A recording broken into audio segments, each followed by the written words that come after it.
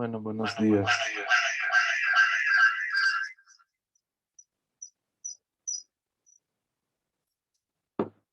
Dentro de sus actividades académicas, me toca rotar cirugía uno conmigo. Por las características de la pandemia y de la realidad que tenemos que hacerlo vía virtual. Usted es Fernanda Vega, ¿verdad? Sí, doctor. ¿No tiene grupo con sus compañeros? David Tribeño. Les he avisado ahorita, les he escrito, les he dicho conéctense, les he mandado el link también, pero creo que no han revisado la plataforma. Por eso no se han dado cuenta, pero yo les he mandado el link al grupo de WhatsApp. Yo creo que ya se Damaris conectaron. Delia Guarina, ¿no? Sí, ella y Susi también. Ya les No, mandé, yo creo solo que ya hay, se van. te cuento que solo tengo dos más aparte que usted, David, Kevin y Damaris Delia. Solo ¿Qué esas es dos. A ver, les voy a decir que revisen. Y ya, que rotaban juntos. La verdad, doctor, es primera vez que los estoy conociendo porque yo estaba en Oruro, en La Upal también, y recién me hice transferencia, entonces no los conozco más que a David. Ah, ya, no hay problema, Sí, no se preocupe. sí, doctor, pero ya se van a conectar, yo creo. Yo creo que sí. Sí, no hay problema. El primer día tampoco no hay mucho problema.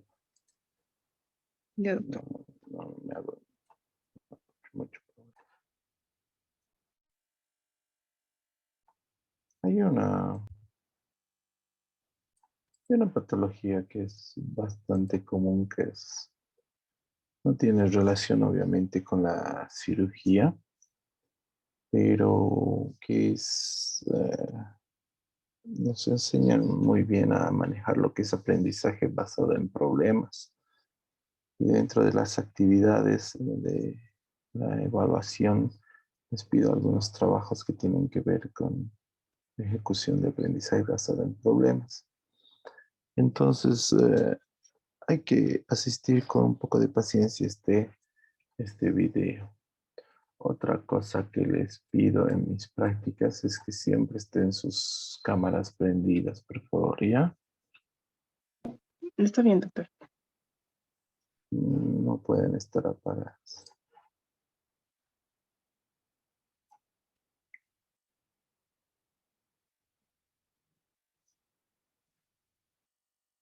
Préndalo su cámara, por favor. Sí, doctor. Ya. Muchas gracias. Entonces, como le iba diciendo, este es el aprendizaje basado en problemas. Es un caso clínico de colecistitis aguda, pero le va a enseñar a manejar cómo se adecua una historia clínica y un análisis en aprendizaje basado en problemas. Y lo, lo traspasa ese conocimiento para cuando le pide el trabajo de una patología de cirugía 1, ¿ya? No es muy largo, veremos. Vamos a analizar el caso clínico de colecistitis aguda. Entonces se trata de una mujer de 52 años quien consulta por un cuadro de dolor abdominal. Ella refiere a un cuadro clínico de un día de evolución consistente en dolor abdominal tipo cólico y punzada en el epigastrio y el hipocondrio derecho, que no se irradia y que se exacerba con la ingesta de alimentos asociado a náuseas, emesis en una oportunidad de contenido alimentario. A la revisión por sistema sin fiebre, sin ictericia, sin acolia, sin coluria, sin disnea, sin sintomatología respiratoria, sin diarrea, sin disuria, sin sangrado o flujo vaginal y la última comida hace 5 horas al momento del ingreso. Dentro de los antecedentes, la paciente es hipertensa, tiene un antecedente quirúrgico de una apendicectomía hace 12 años y farmacológicos, consume losartán 50 miligramos vía oral al día. Al examen físico ustedes la encontraron consciente, alerta, orientada, sin dificultad respiratoria, tiene una frecuencia cardíaca de 90, una frecuencia respiratoria de 18, una presión arterial de 138/72 y una temperatura de 36 grados centígrados. Al examen físico, entonces, en cabeza y cuello, la paciente la encontraron hidratada, sin cianosis, normocrómica, anictérica, la auscultación cardiopulmonar dentro de parámetros normales, y al examen físico abdominal documentaron dolor a la palpación en el hipocondrio derecho con signo de Murphy positivo, sin masas, sin megalias, sin signos de irritación peritoneal. Las extremidades sin edema, los pulsos positivos, el llenado capilar de 2 segundos y sin signos de hipoperfusión, y dentro del examen neurológico sin déficit, sin signos de focalización y sin signos meningios. Muy bien. Entonces yo les dejé las siguientes preguntas. Según la historia clínica anterior, ¿cuál es el análisis del caso clínico? De acuerdo con el análisis, ¿cuál es el diagnóstico clínico? ¿Cuáles pueden ser los diagnósticos diferenciales? Enumerar 10 posibles diagnósticos diferenciales. Según el diagnóstico clínico, se necesitan estudios paraclínicos e imágenes, y si se necesitan, ¿cuáles son los estudios que se requieren? Si la paciente estuviera ictérica, con acolia y o con coluria, ¿qué se debería sospechar en esta paciente? ¿Qué es la probabilidad de coledocolitiasis y cómo se determina? El séptimo, ¿la paciente tiene colangitis, sí o no y por qué? ¿La paciente tiene sepsis, sí o no y por qué? ¿En cuánto tiene el QSOFA? Y nos vamos a suponer que estamos en un servicio social obligatorio, que tenemos esta paciente en un primer nivel de atención con laboratorios clínicos básicos, sin imágenes y sin disponibilidad de especialistas, y nos corresponde entonces hacer las órdenes médicas. Muy bien. Entonces regresemos acá a nuestro caso. De entrada estamos con una mujer en la sexta década de la vida, quien consulta por un cuadro de dolor abdominal que es cólico y punzada en el epigastrio y en el hipocondrio derecho. De entrada, la localización de este dolor abdominal en una mujer de este rango de edad nos debe hacer sospechar que muy probablemente esté cursando con un cólico biliar. Recuerden ustedes que los cólicos biliares son tipo cólico, a veces punzada, se pueden o no irradiar al dorso, se incrementan con el consumo de alimentos y pueden estar asociados a náuseas o emesis de contenido alimentario bilioso. Y si ustedes analizan la enfermedad de la paciente, pues ella nos refiere que se exacerba con la ingesta de alimentos, que ha tenido náuseas y emesis en una oportunidad de contenido alimentario. De entrada, cuando yo pregunto a una paciente con un cuadro de dolor abdominal, uno le debe preguntar cuáles son los factores que lo exacerban, cuáles lo disminuyen, si se irradia o no el dolor, si tiene náuseas, si tiene fiebre, ¿vale? Y eso a ustedes les ayuda a poder armar su cuadro clínico. Dentro de la revisión por sistemas, ya de entrada, miren, es una mujer que tiene un dolor tipo cólico y punzada en el hipocondrio derecho, que se exacerba con la ingesta de alimentos, que ha tenido náuseas y emesis en una oportunidad de contenido alimentario. Ya estos hallazgos son altamente sugestivos de que la paciente tiene un cuadro de cólico biliar, y en ese momento a mí que me interesa saber si este dolor es verdaderamente intraabdominal o si es de origen extraabdominal, y si tiene o no signos o síntomas relacionados con un síndrome ictérico obstructivo o tal vez con una pancreatitis o algún otro tipo de patología. Por eso la revisión por sistemas es muy importante. Miren, en este caso entonces la paciente no tiene fiebre, no se ha puesto amarilla, la deposición no es blanquecina, la orina no es colúrica, y esto pues ya la ausencia de ictericia, acolea y coluria pues ya le sugiere a uno que la paciente muy probablemente no esté cursando con un síndrome ictérico obstructivo. Y el hecho de que no tenga fiebre asociado a la ausencia de ictericia, colea y coluria, pues también le descarta a uno que la paciente de entrada tenga la tríada de Charcot, que es sugestiva de una colangitis. La paciente no tiene disnea ni sintomatología respiratoria. Entonces esto es importante porque a veces hay procesos infecciosos pulmonares, una neumonía basal derecha. Se puede manifestar también con un dolor irradiado a nivel del hipocondrio derecho. y tampoco tiene otros síntomas digestivos dados por diarrea ni síntomas urinarios. La paciente tampoco tiene síntomas ginecológicos dados por ausencia de sangrado o flujo vaginal, y como siempre les recomiendo que interroguemos la hora de la última comida, lo cual nos puede influenciar para poder tomar una decisión quirúrgica, aunque si estamos en una situación de una urgencia quirúrgica abdominal, pues debemos manejar a la paciente con el protocolo de estómago lleno. Bueno, muy bien. Recuerden en este punto entonces, en la revisión por sistemas, nosotros debemos recordar cuáles son las causas de dolor abdominal. Ustedes deben de acordar que hay causas el dolor abdominal puede ser de origen intraabdominal o puede ser de origen extraabdominal.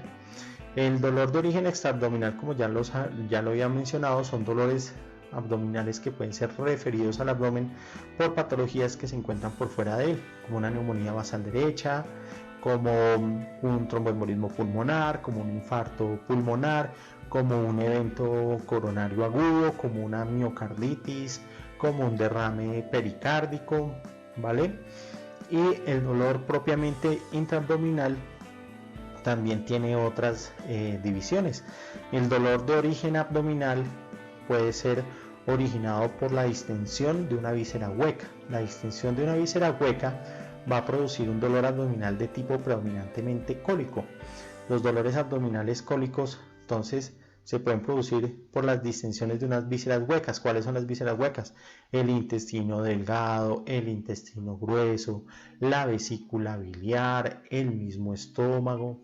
Los uréteres también se comportan con un dolor de tipo visceral.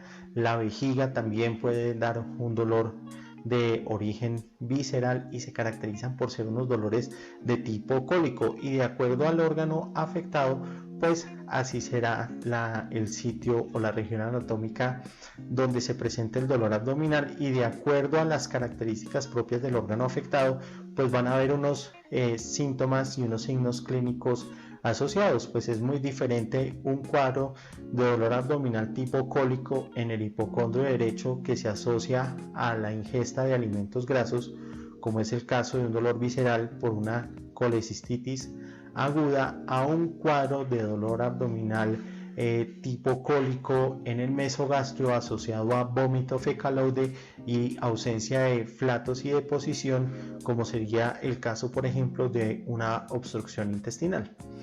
Otra causa de dolor abdominal es aquel que es causado por la distensión de la cápsula de un órgano sólido. ¿Cuáles son entonces los órganos sólidos? El hígado, el riñón y el vaso. Entonces, este dolor es de tipo punzada y se exacerba con la puñopercusión. Por eso cuando nosotros, por ejemplo, tenemos un paciente que está con síntomas urinarios bajos y sospechamos que el paciente tiene una infección urinaria porque tiene un dolor abdominal en el hipogastrio y tiene disuria de ardor y de pronto va a tener hematuria, la orina de pronto la puede o no tener fétida y el paciente lo encontramos taquicárdico y con fiebre, nosotros dentro del examen físico le hacemos una puñopercusión lumbar. El hecho de hacer la puñopercusión lumbar es para poder determinar si la cápsula de los riñones se encuentra distendida por un proceso inflamatorio, y eso nos ayuda a descartar, por ejemplo, si el paciente está cursando con una pielonefritis, y una maniobra similar la podemos realizar a nivel del hipocondrio derecho o del hipocondrio izquierdo para poder determinar si el paciente está cursando con abscesos hepáticos o abscesos esplénicos o algún otro proceso inflamatorio como una hepatitis. Esto puede dar un origen a un dolor de tipo punzada secundario a la distensión de la cápsula de una víscera sólida. Otras causas de dolor abdominal, recuerden ustedes, son los dolores abdominales de origen vascular. Los dolores abdominales de origen vascular se pueden producir por oclusión de los vasos arteriales o de los vasos venosos. Y esta oclusión pues puede ser de origen trombótico o de origen embólico, y esto también produce unas características propias del dolor abdominal. Otra causa de dolor abdominal son las causas metabólicas. Recuerden ustedes patologías como la porfiria intermitente aguda, como el mismo hipotiroidismo, la diabetes mellitus descompensada, la insuficiencia renal crónica, también las talasemias pueden ser causa de dolor abdominal, ¿vale? También, por ejemplo, está también el dolor abdominal que se produce por inflamación del peritoneo parietal. La inflamación del peritoneo parietal puede ser de dos causas: por una causa inflamatoria, como en los casos, por ejemplo, de una apendicitis aguda perforada con peritonitis que produce una reacción a nivel del peritoneo parietal, o también pueden existir dolores abdominales por irritaciones químicas del peritoneo parietal, y esto puede ser en casos, por ejemplo, como la pancreatitis, en los que las enzimas pancreáticas activadas digieren los tejidos circunvecinos, o también, por ejemplo, en una úlcera péptica perforada, en los que a través de la úlcera gástrica del orificio del estómago pues se escapa el ácido clorhídrico y produce una irritación intensa del peritoneo parietal, o en algunos casos, por ejemplo, de trauma, en los que algún órgano sólido se lesiona y hay sangrado. El hemoperitoneo también puede producir irritación del peritoneo parietal. En las mujeres también, por ejemplo, un quiste de ovario roto hemorrágico también puede producir irritación química del peritoneo parietal y ser una causa de dolor abdominal. Entonces vean que todo el conocimiento de la fisiopatología y del origen del dolor abdominal correlacionado con la enfermedad actual y la revisión por sistemas que ustedes pueden hacer les puede indicar cuál es el origen probable del dolor abdominal de sus pacientes desde el punto de vista clínico. Importante, continuando con nuestro caso, los antecedentes, pues la paciente tiene antecedente de hipertensión arterial, ya es apendicectomizada, no tiene ninguna alergia y lo único que toma es losartán para el control de su presión arterial. Al examen físico a la paciente la encontramos consciente, alerta, orientada, sin dificultad respiratoria, está taquicárdica, no está taquipneica. La presión arterial sistólica está por encima de 100, con este hallazgo de 138/72 tiene una presión arterial media por encima de 65 y pues no está febril. Recuerden ustedes en ese momento las tres preguntas fundamentales que yo siempre les recomiendo para sus pacientes. La primera es si la paciente tiene dificultad respiratoria. En este caso la paciente no tiene dificultad respiratoria, no está taquipneica y no está cianótica. La segunda pregunta es si la paciente está hemodinámicamente inestable. Y en este momento, pues si bien es cierto la paciente está taquicárdica, su presión arterial media está por encima de 60 y tiene una presión arterial sistólica por encima de 100. Y la tercera pregunta es si se trata de un abdomen agudo. Cuando vamos al examen físico abdominal de nuestra paciente, encontramos que tiene dolor a la palpación en el hipocondrio derecho y tiene signo de Murphy positivo. Esto no es un signo de abdomen agudo, pero sí es un signo de un abdomen quirúrgico. Recuerden ustedes que el signo de Murphy es la detención súbita de la inspiración al momento de palpar el hipocondrio derecho. El paciente uno le coloca la mano en el hipocondrio derecho, le dice al paciente inspire, el paciente empieza a inspirar y detiene rápidamente la inspiración por dolor. Eso es signo de Murphy positivo y como ustedes lo habrán revisado, pues tiene una sensibilidad y una especificidad significativa para el diagnóstico de colecistitis aguda. Eso lo vamos a revisar en la sesión presencial. También cuando yo estoy en el examen físico abdominal, vean ustedes que yo anoto que la paciente se encuentra anictérica y esto yo lo debo correlacionar cuando hice la revisión por sistemas, donde la paciente dice que niega ictericia, niega colia y niega coluria. Es decir, la paciente ingresó por un cuadro de un cólico biliar porque es un dolor abdominal tipo cólico y punzada en el hipocondrio derecho que se exacerba con la ingesta de alimentos. pero no tiene ictericia, no tiene acolia, no tiene coluria, no tiene fiebre y al examen físico la encuentro anictérica. Esto la probabilidad de que la paciente tenga un síndrome ictérico obstructivo y una colangitis es muy bajita. Dentro de las extremidades no la encuentro con signos de hipoperfusión, el llenado capilar es de 2 segundos y no tiene alteraciones neurológicas.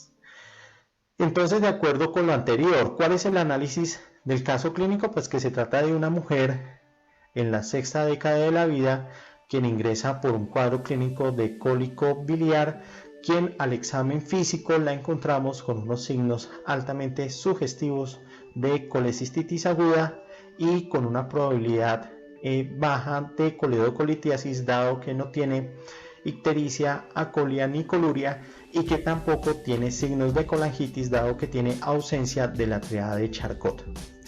¿Vale? De acuerdo con el análisis que hicimos, ¿cuál es nuestro diagnóstico clínico? El diagnóstico clínico en esta paciente es que la paciente tiene un cuadro clínico de cólico biliar y muy probablemente una colecistitis aguda.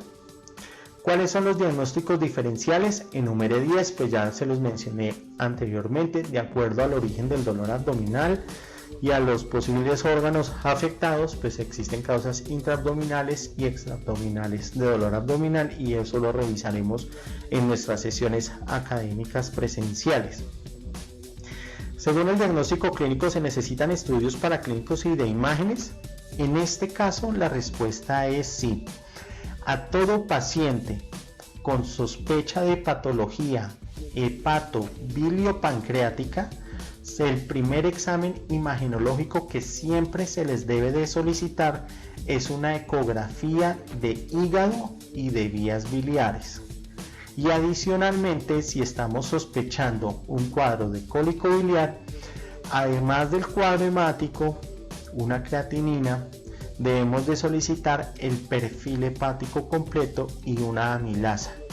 Que no se les olvide una fosfatasa alcalina, porque esta se nos puede elevar si hay una obstrucción de las vías biliares.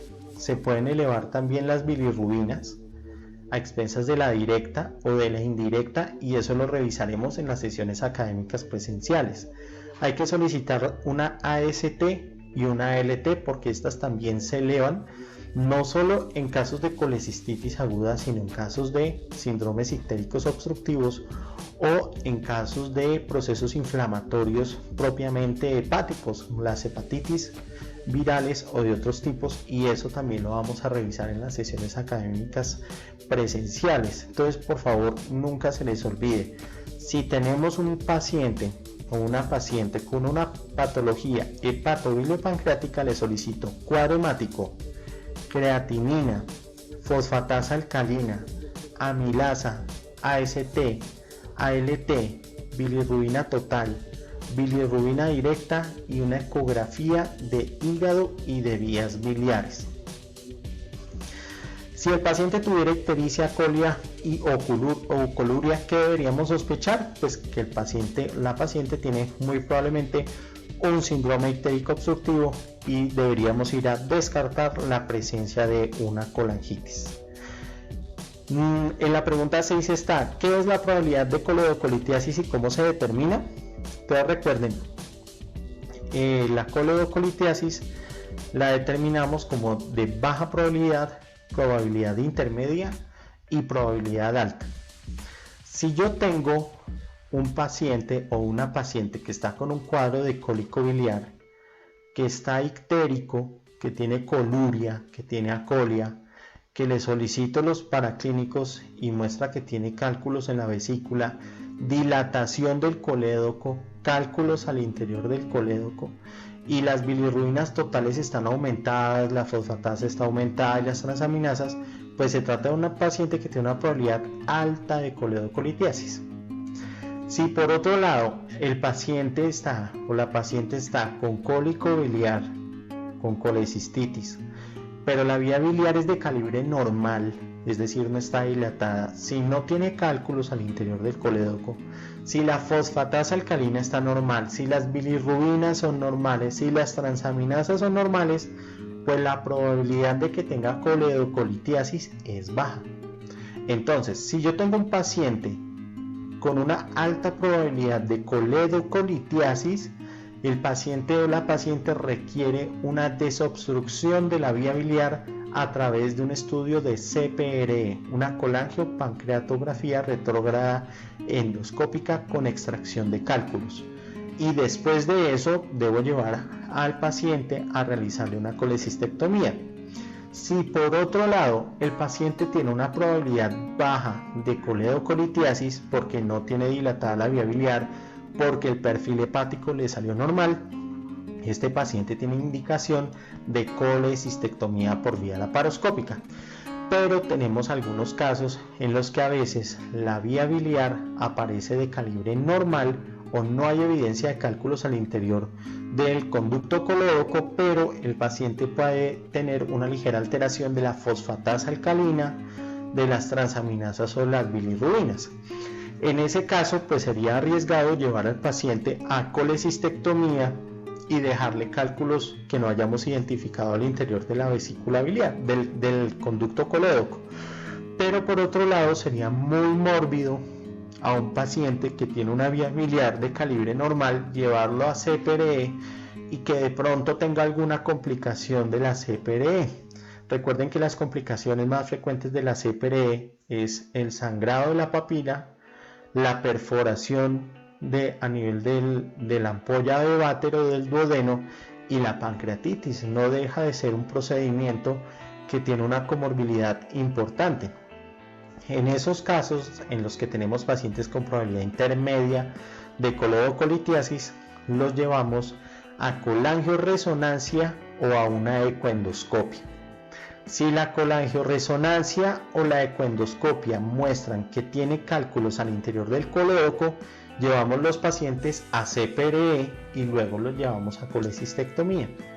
Si la colangioresonancia o la ecoendoscopia no demuestran presencia de cálculos al interior del colédoco, llevamos a los pacientes a colecistectomía laparoscópica. Recuerden ustedes estudiar muy bien este tema, revisarlo, llevar sus anotaciones, sus inquietudes, porque las resolveremos en nuestras sesiones académicas presenciales. Continuemos acá. Dice, ¿la paciente tiene colangitis? ¿Por qué? La respuesta es no. La paciente no tiene colangitis porque la paciente en este momento no tiene la triada de Charcot, no tiene ictericia, no tiene fiebre, lo único que tiene es dolor en el hipocondrio derecho. Esto no quiere decir, recuerden ustedes, que la sensibilidad y la especificidad de la triada de Charcot para el diagnóstico de colangitis es de cerca del 85%. Eso quiere decir que van a haber cerca de un 15% de pacientes que no tengan la triada de Charcot y sí pueden tener colangitis. Esto lo vamos a revisar más adelante en el siguiente módulo. Pero hasta este punto, con los hallazgos clínicos de esta historia clínica, la paciente no tiene colangitis. ¿La paciente tiene sepsis? La respuesta es no. ¿Vale? Le hicimos el QSOFA. Entonces, recuerden ustedes que el QSOFA es cuando calculamos si la paciente tiene alteración del estado de conciencia, si tiene la presión arterial sistólica por debajo de 100 o si tiene una frecuencia respiratoria por encima de 22. En este caso, pues la paciente tiene su presión arterial sistólica por encima de 100, está con un Glasgow 15-15, no tiene alteración del estado de conciencia, está consciente, alerta, orientada en las 3 esferas y su frecuencia respiratoria es de 18. Muy bien, entonces, suponga que usted se encuentra en el servicio social obligatorio, estamos en un hospital de primer nivel, tenemos el laboratorio clínico, no tenemos imágenes y no tenemos especialistas. Elabore las órdenes médicas, elaboren estas órdenes médicas iniciales. Recuerden ustedes que en este caso, todo paciente con un cuadro de cólico biliar requiere la realización de una ecografía de hígado y de vías biliares. Por lo cual, si no tienen este recurso, ustedes están en la obligación de remitir a esta paciente para que la vea un cirujano en un segundo o un tercer nivel de atención, según como les corresponda en el sitio en el que estén. Bueno, muy bien, espero que hayan logrado entender esto.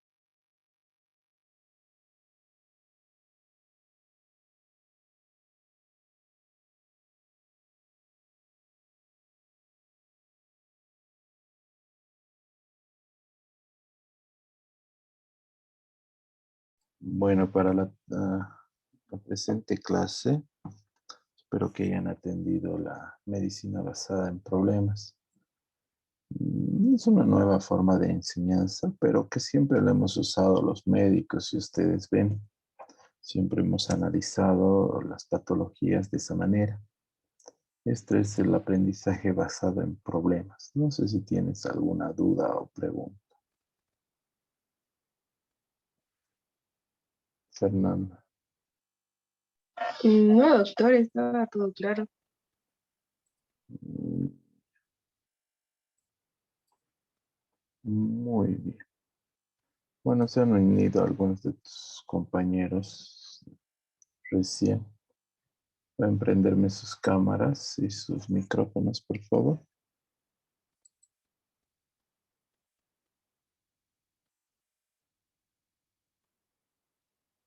Damaris Guarina.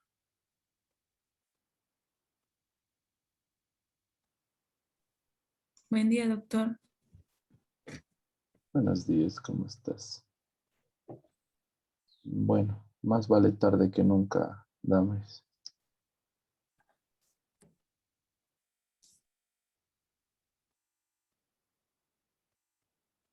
Y Susi Velázquez.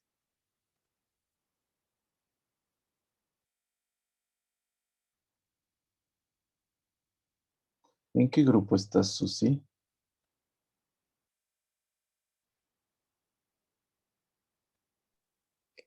Doctor, buen día. Se supone que en este grupo, pero resulta que la plataforma no me sale la materia y estoy Mm, intentando solucionar eso.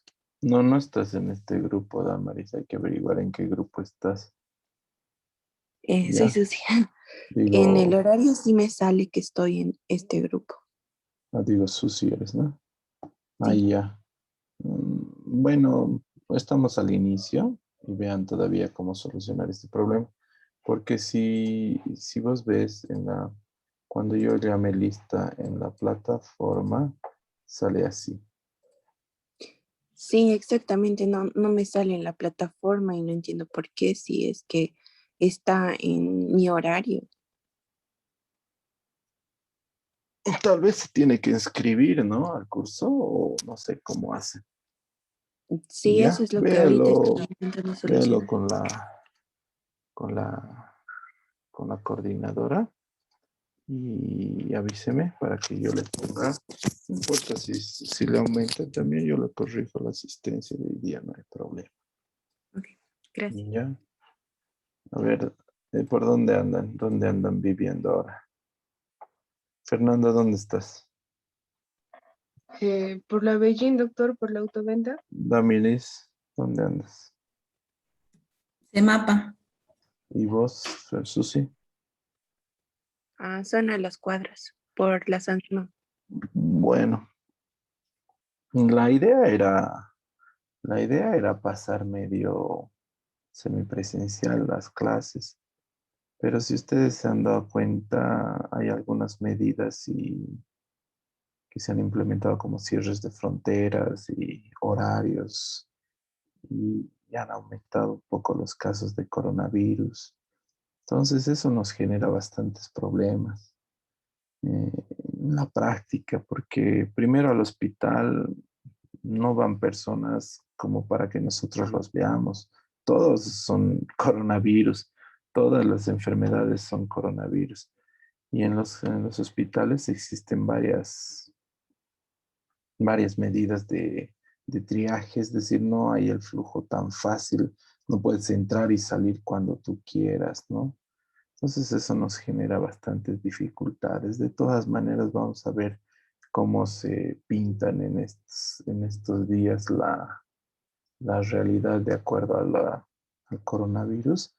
Y mientras tanto, vamos a usar la plataforma como una medida de pasar clases para que ustedes no se perjudiquen, ¿ya? ¿Estamos de acuerdo? Sí, doctor. Bueno, cualquier cosa, cualquiera de sus inquietudes me la hacen pasar y vemos Sobre todo veremos cómo se pintan las cosas, no les va tan bien ni a Perú ni a Brasil con la nueva cepa, ni a Colombia. No sé si en Bolivia entrará o no entrará o ya habrá entrado y veremos cómo nos va también con esa nueva cepa. Forzar también a nuestros compañeros brasileros que vengan a pasar clases es traernos el virus a Cochabamba, ¿no? Es decir, obvio es, ¿no? Es obvio. Si está circulando allá y se vienen de volada en avión, obviamente van a traer el virus, ¿no? También no es así nomás la cosa. Hay que tener cuidado. Si ustedes ven en las noticias, son 12.000 muertos en Bolivia, 400.000 en Brasil. Yo les pregunto, ¿creen que todos son viejitos?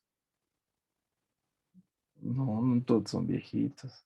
Hay muchas personas jóvenes.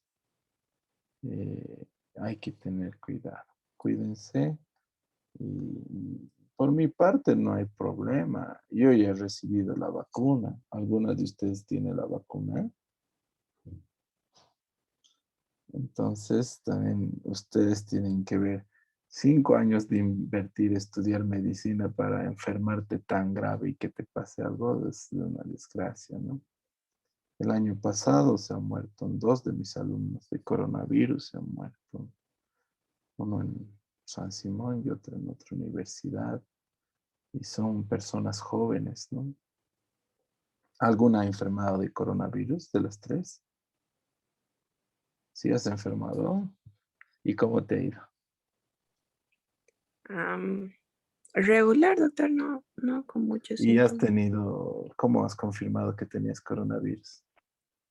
Am, ¿Hisopado? Porque perdí, no, mi papá le dio y de ahí todos hemos caído. ¿Hisopado faríngeo te han hecho? No, hecho con plasma. No olviden que existe circulando el H1N1 también, que solamente es una gripe más fuerte. No el que hayas perdido el olfato quiere decir que tengas coronavirus. Eso tienen que tener en cuenta. Yo no creo que haya recontagios, yo creo que son mal diagnosticados más que todo. Les diagnostican coronavirus y de nuevo les da coronavirus y se mueren. Pero es que el primero no era coronavirus, el primero era H1N1, era influenza. Y por eso es que perdió el olfato y le molestaba y pasó. El coronavirus es una patología bien dura, no es una patología que pases tranquilamente. Tengan cuidado, ¿ya? Eso pasa en la gran mayoría de Latinoamérica, sobre todo porque no tenemos hisopado faríngeo en todo momento. La única forma de asegurarnos de que es esa. Y aún así, en el hisopado faríngeo te dice que es coronavirus, pero ustedes saben que hay cepas de coronavirus, porque en todo el tiempo hay coronavirus. Bueno, con esas recomendaciones, eh, bueno, empezamos en fin de semana, así que nuevamente al despedirnos y nos vemos el día lunes, traten de ser puntuales y cualquier cosa estoy para ayudarles y servirles. Cualquier inquietud, estoy para ayudarles y servirles. Entonces, la que falta en nuestra lista, comuníquese con el departamento y pregunta a qué grupo te han asignado. Tal vez te han asignado a otro grupo en el mismo Ahorita horario.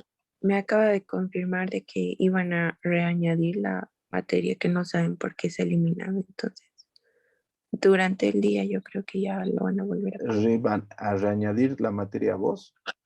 Sí, en la plataforma salía y ahora ya no. No saben por qué, entonces lo van a reañadir. Ah, bueno. Entonces yo creo en el día se arreglará. Ya. Sí, Ves pues la plataforma y me avisas. Listo, ya, chicos. Eso doctor. sería todo. Los que no han visto la clase, yo lo voy a subir a la plataforma. Véanlo en la plataforma. Chao, chicas. Que les vaya muy bien. Hasta luego. Hasta luego, doctor. Cuídense. Cuídense mucho, por favor.